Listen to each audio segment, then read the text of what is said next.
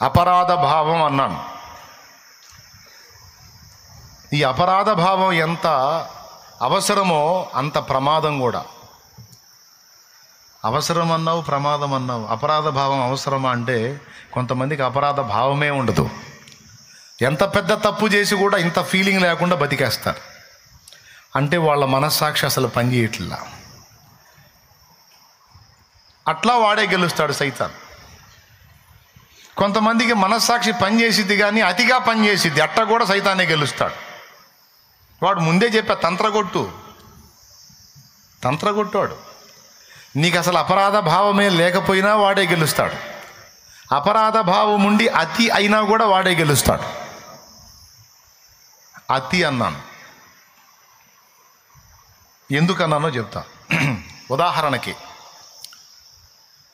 నువ్వు ఇతరులకు సువార్త చెప్పి, బాగా వినాలి, లైవ్లో ఉన్నోళ్ళు కూడా వినండి. నువ్వు 10 మందికి సువార్త చెప్పి 10 ఆత్మల్ని రక్షించాలని నడుంగట్టావు.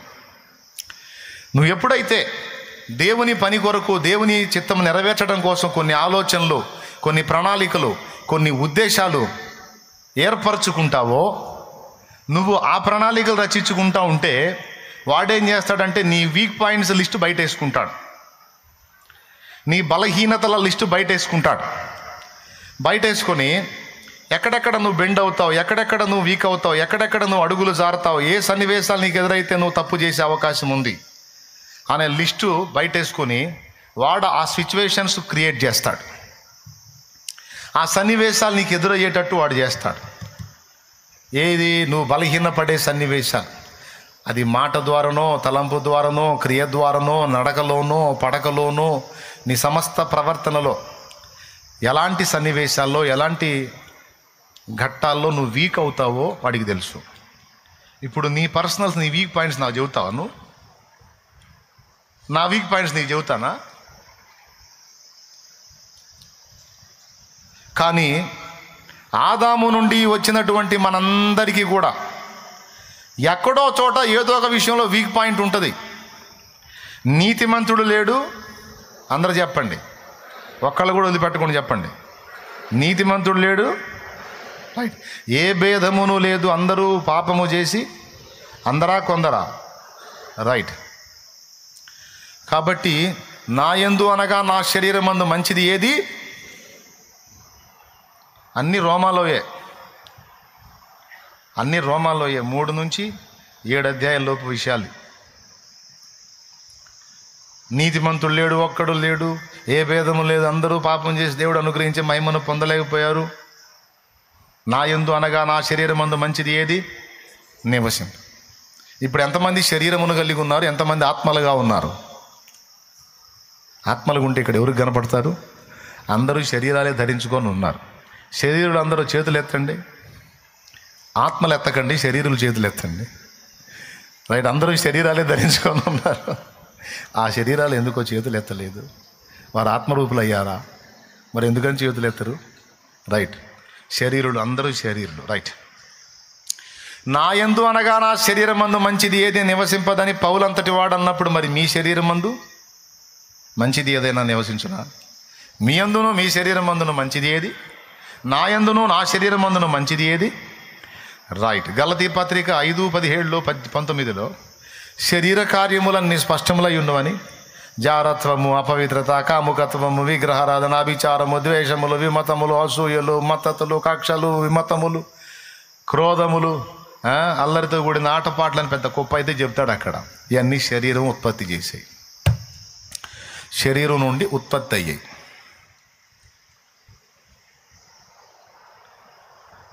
అష్టదరిద్రాలన్నీ నిండున్న శరీరంలో ప్రజెంట్ మనం మనుగడ సాగిస్తున్నాం.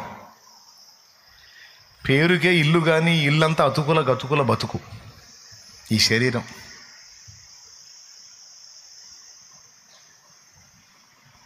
బ్రతుకు బాటలో వెతుకులాటలో అతుకుల గతుకుల చితికిన బ్రతుకులో సాతాను సంకెళ్ళలో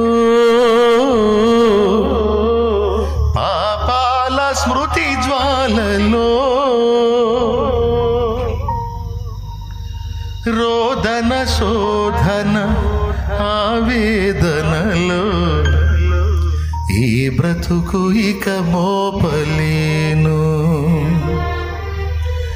నీ నామమే ఉదయగానం, నీ వాక్యమే హృదయ ధ్యానం. నీ నామమే ఉదయగానం, నీ వాక్యమే హృదయ ధ్యానం. ఓ యేసు క్రీస్తు, నీ స్మరణలోని నా బ్రతుకు కడతేరని, పరలోకమును చేరని. నీ నామమే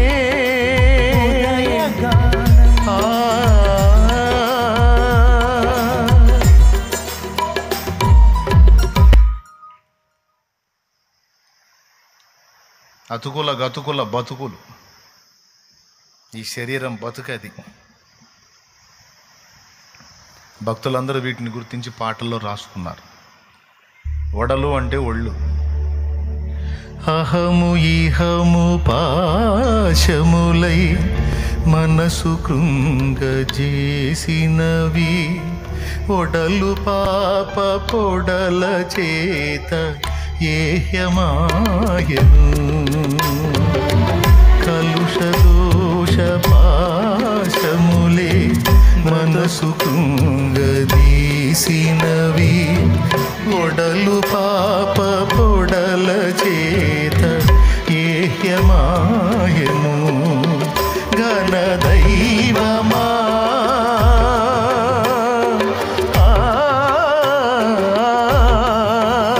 ఘన దైవమా, ఈ తరుణమించి శరణమీయుమా. అనుదినము నీదు ఆశ్రయాన నన్ను నింపుమా, ఆత్మ నింపుమా, జీవాత్మ నింపుమా. భక్తులందరూ ఏడుపదే. మేలైనది చేయవలెనని కోరిక నాకు కలుగుచున్నది, కానీ అలాగూ చేయుట కలగట్లేదయ్యా. ఎంత జాగ్రత్తగా ఉన్నా ఎక్కడో చోట తేడా పడుతున్నాను, ఎంత భద్రంగా ఉన్నా ఎక్కడో చోట వీక్ అవుతున్నాను దేవా. అయ్యో దేవా, నేను బలహీనుడును, బలహీనురాలనని చాలా ఏడ్చేవాళ్ళు ఉన్నారు, దుఃఖపడేవాళ్ళు ఉన్నారు. మొదటి మాటను బట్టి కొంతమంది చావగోరుతారు, రెండవ మాటను బట్టి కూడా కొంతమంది చావగోరుతారు. అనుమానం ద్వారా కూడా కొంతమంది చేస్తారండి. అనుమానం ద్వారా కూడా కొంతమంది, సందేహం ద్వారా చచ్చిపోయేవాళ్ళు ఉన్నారు. నాకు ఈ జబ్బు వచ్చింది, తగ్గిద్దో లేదో తగ్గిద్దో లేదో తగ్గిద్దో లేదో, తగ్గనట్టే ఉంది, ఇది తగ్గనట్టే ఉంది, నేను బాగుపడినట్టే ఉంది, నేను మొత్తానికి ఏదో పోయేటట్టే ఉంది, నాకేదో సావు మూడినట్టే ఉంది, నాకేందో అయ్యేటట్టే ఉంది, గుట్టుకుని చేస్తారు. అయా వినండి, పెద్దోళ్ళు, చిన్నోళ్ళు, ముసలోళ్ళు, కుర్రోళ్ళు అందరూ వినండి. నీ వల్ల కాదు, వైద్యుడి వల్ల కాదు, కానీ యేసయ్య వల్ల అవుతుంది. నీ వల్ల కాదు, వైద్యుడి వల్ల కాదు, యేసయ్య వల్ల అవుతుంది. ఆయన అవసరమైతే నీ కాలానికి ముందే నిన్ను గాజేయగలడు, అవసరమైతే ఇంకొక 40 ఏళ్ళు నీ లైఫ్లో పొడిగించనుగలడు, 15 ఏళ్ళు పొడిగించనుగలడు. హిజ్కియా నా పని అయిపోయింది అనుకున్నాడు. దేవుణ్ణి అడిగాడు, ఏమయ్యా ఎందుకు ఏడుస్తున్నావు అన్నాడు. ఇంకా బతకాలని ఉంది అన్నాడు. బతకాలా? సరిపో, ఇంకో 2 ఏళ్ళు బతుకుపో అనలా, ఏకంగా 15 ఏళ్ళు బతుకుపో అన్నాడు. సరే నువ్వు పొడిచేదేదో పొడు, 15 ఏళ్ళు ఇస్తున్నా పో అన్నాడు. ఏందండి 15 ఏళ్ళు అంటే మామూలు విషయమా? అయిపోయింది అన్నవాడికి 15 ఏళ్ళు పొడిగిచ్చాడు సోదరా. నరుని ఆయుష్కాలం ఉంటే 10 ఏళ్ళు, అధిక బలం ఉన్న 80 ఏళ్ళు అని, 80 ఏళ్ళకి క్లైమాక్స్ అని చెప్పిన మోషేకి 80 ఏళ్ళకు వచ్చి దర్శించి ఇంకో 40 ఏళ్ల జీవిత కాలాన్ని పొడిగించి 80తోనే అయిపోయిందిరా జీవితం అన్నోడికి ఇంకో 40 కలిపి 120 అనిపించాడు. కొంతమందికి అనుమానం, నా పరిస్థితులు మారవు, నా దరిద్రం పోదు, నా అప్పులు తీరవు, నా జీవితం మారదు, నా బతుకు ఇంతే, దేవుడు కూడా కనికరం లేదు, దేవుడు కూడా వదిలేశాడు, దేవుడు నన్ను కరుణించడు, దేవుడు కూడా నేను నచ్చలేదు, నేను ఎవరికి ఇష్టం లేదు, మనుషులకి ఇష్టం లేదు, దేవుడికి ఇష్టం లేదు, నా పరిస్థితులు మారవు, అనుమానం, సందేహంతో చచ్చిపోతారు.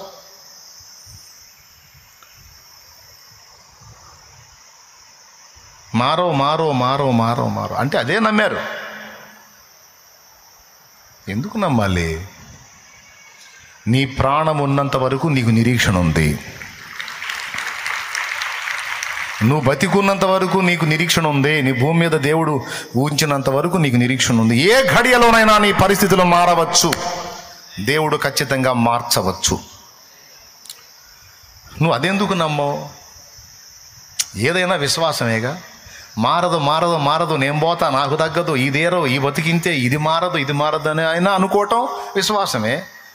మారిద్ది, ఖచ్చితంగా స్వస్థపరుస్తాడు, బాగుపడతాను, విడుదల పొందుతాను, నా బాధలు తీరతాయి, నా అప్పులు తీరతాయి, దేవుడు నాకు నూతన జీవితాన్ని ఇస్తాడు అనేది కూడా విశ్వాసమే.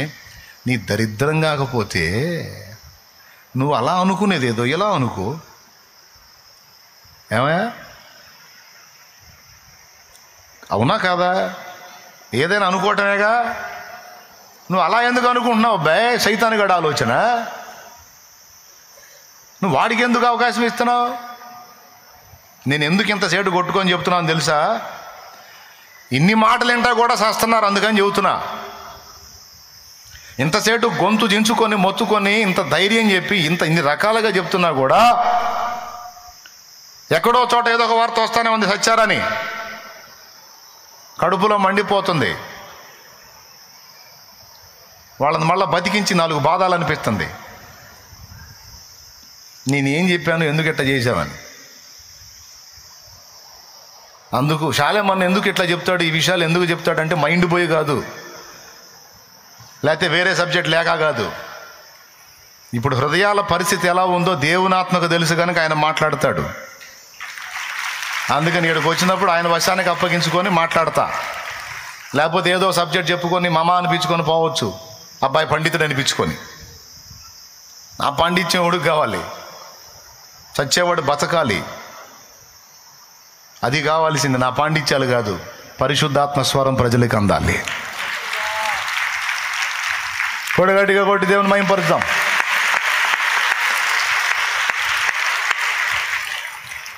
స్తోత్రం చెప్పండి బిడ్డలారా. నా మాటలు తీవ్రంగా తీసుకుంటున్నారా, వదిలేస్తున్నారా? తీసుకుంటే ఇప్పుడు ఇకిలిత్త కూర్చున్న నువ్వు పోయి ఇంక 4 రోజుల్లో ఏదో అవ్వచ్చు. ఈ మాటలన్నీ పోగొట్టుకున్నావంటే ఇంకో 10 రోజుల్లో ఏదో ఒకటి చేయగలిగింది ఏం లేదు. అందుకే కూర్చున్నప్పుడు మైండ్ని ఎక్కడో సంచారం బాగానీయకుండా ఏం చెప్తున్నాడో దేవుడిని అడిగాను, ప్రార్థన చేశాను, నా తండ్రి నాతో ఏం మాట్లాడుతున్నాడని మనసు పెట్టి తీసుకోవాలి, హృదయంలోకి తీసుకోవాలి. నువ్వు నెగిటివ్గా ఎందుకు అనుకుంటున్నావు? పాజిటివ్గా అనుకో.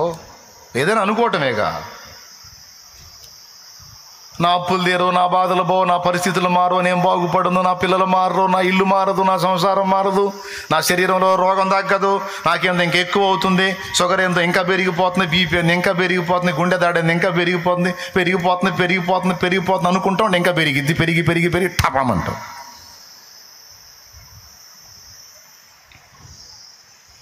షుగర్ పోయిద్ది, బీపీ పోయిద్ది, గుండె దడ పోయిద్ది, ఆయాసం పోయిద్ది, అన్నీ బాగుపడతాయి. సమస్తాన్ని నూతనపరచగల నా దేవుడు నాకు తోడై ఉన్నాడు. నాకేమీ కొదువా నాదుడుండ, ఇక నాకేమీ కొదువా నాదుడుండ. శ్రీకరుండగు దేవుడే నా శ్రేష్ఠ పాలకుడు, నా ఏకరక్షకుడు, గనుక నాకేమీ కొదువా నాదుడుండ, ఇక నాకేమీ కొదువా నాదుడుండ. అవమానమును నిర్లక్ష్య పెట్టండి, అనుమానాన్ని తులిపేయండి.